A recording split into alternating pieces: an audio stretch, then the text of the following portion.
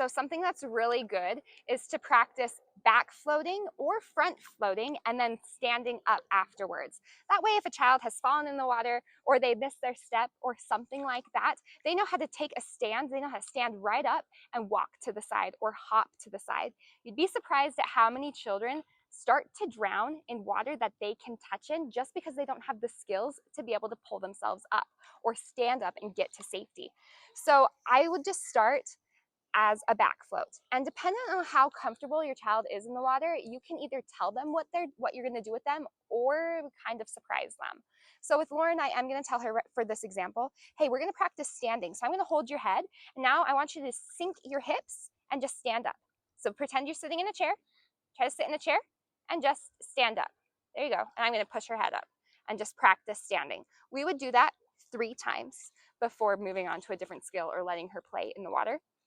Now, if you wanted to surprise them, you can say, hey, we're going to float on your back. We're going to float on your back. Oh, look at that. Hey, you're doing it all by yourself. And then some kids, they start to freak out a little bit. And they're like, I can't do it. I can't do it. And then I'm like, oh, just stand up. Put your feet on the ground. Stand up. Stand up. Yep. They'll sit and stand. So she's pretty good at that. So it's a little, you'll see with your own child how they do that. But again, float on your back. Maybe let go of them. Okay, stand up for me. Stand up. Good. All right, same thing on their front. You can start, this also could be more of a surprise for them. All right, you're gonna put your face in the water and hum. Stand up, stand up, stand up. Good job, stand up. Sometimes they might freak out a little bit and you just say, stand, stand.